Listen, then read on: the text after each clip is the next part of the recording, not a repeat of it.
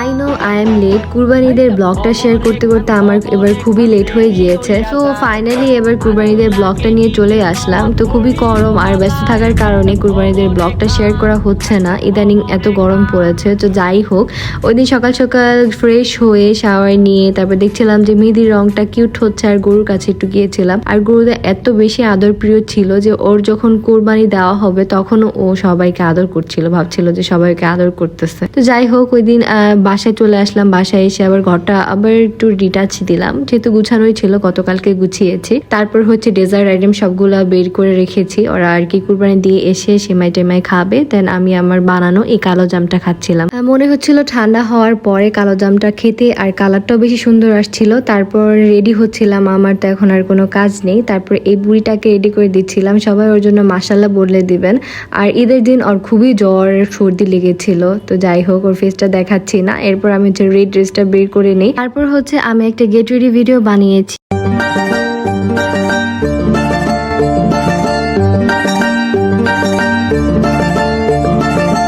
जब से हुआ तेरे नजदीक है दिल के मोहल्ले में सब ठीक है। যেহেতু কুরবানি ঈদে বাহিরে যাওয়ার সেরকম প্ল্যান ছিল না, এই জন্য কমফোর্টেবল একটা কটন ড্রেস পরে নিয়েছি। তারপর রেডি সেডি হয়ে আবার চলে গেলাম যেখানে আর কি ওরা মাংস কাটতেছিল আর হচ্ছে দুষ্টুমি করতেছিল। তো এখানে তখন আবার ওরা গরুর কলিজাটা কাটতেছিল, তখন আবার বলতেছিল যে ভিডিও করো, সুন্দর লাগবে। দেন আমি একটা রিলস বানিয়েছি, রিলসটা ভালোই রেসপন্স পেয়েছে। যাই হোক, ছেলে মানুষরা একটু এরকমই হয়, মানে একটু দুষ্ট, একটু ভালো, যখন ভালো তখন ভালো।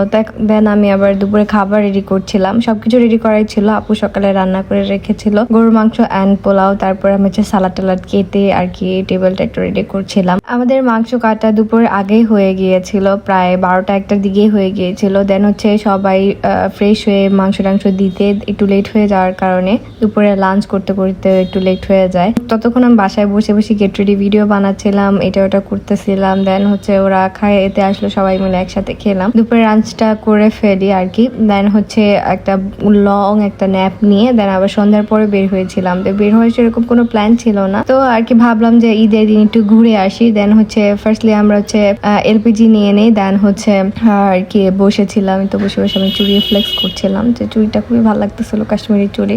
আমি রেড খুঁজতেছিলাম বাট রেড পাইনি, এবার হয়তো অনেকে ঈদের রেড ড্রেস পেয়েছে। তো আমি আমার সালামির টাকা নিয়ে ঘুরতে বের হয়েছিলাম, তো আমার সালামির টাকা দিয়ে এবার ঘুরবো আমি। যাই হোক, তারপরে আমরা চলে আসি নাটোরের এই নিউলি ওপেন সিগনেচার রেস্টুরেন্টে। তো এমবিয়েন্স খুবই সুন্দর ছিল আর দেখতেও খুবই ভালো লাগতেছিল। তারপর ওইখানে গিয়ে দেখে এত বেশি মানুষের ভিড়, এটা আর কি ঈদের আগে ওপেনিং হয়েছিল, এই জন্য আর কি এত বেশি ভিড়। তো গিয়ে আমরা জায়গা পাচ্ছিলাম না, 5 মিনিট দাঁড়িয়ে থাকি। দেন হচ্ছে আমরা গেটের সামনে এই জায়গাটা পাই। দেন আমরা হচ্ছে জায়গাটা চেঞ্জ করে ফেলি, চেঞ্জ করে মিডল একটা সুন্দর জায়গা পাই। তো এখানে অনেকগুলো সিট ছিল, তো এখানে বসে আমি একটু বসেছিলাম, অর্ডার টর্ডার করেছিলাম। তারপর ওখানে বসে মানুষজন দেখতেছিলাম, বা এত বেশি মানুষের ভিড়, জায়গা নেই আর।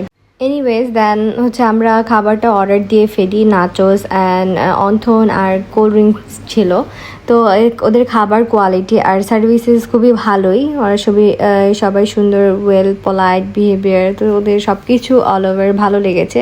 দেন খাওয়া দাওয়া করে আমরা রেস্টুরেন্টটা অল ওভার অ্যাম্বিয়েন্স সব কিছু খুবই সুন্দর ছিল। আমরা যেহেতু রাতে গিয়েছিলাম, তো আস্তে আস্তে আবার দেখি যে কুরবানির পশুগুলোর চামড়া আর কি নেওয়া হচ্ছে। এখানে মেনলি নাটোরের সব পশুদের চামড়া রপ্তানি করা হয়, মেবি অন্য জায়গায় পাঠানো হয়, প্রসেসিং করা হয় আর কি। এখানে দেখলাম এত বেশি ভিড় লেগে গিয়েছে আর কি, এত গাড়ি যে মানে সব জায়গা থেকে আসতেছিল আর কি। দেন হচ্ছে আমরা আস্তে আস্তে বাসায় চলে আসি। এই ছিল আজকের মতো আমার ভিডিও, আশা করি তোমাদের সকলের ভালো লেগেছে। সবাই আমাদের জন্য মাশাআল্লাহ বলে দিবেন আর বেশি বেশি আমাদের জন্য সবাই দোয়া করবেন।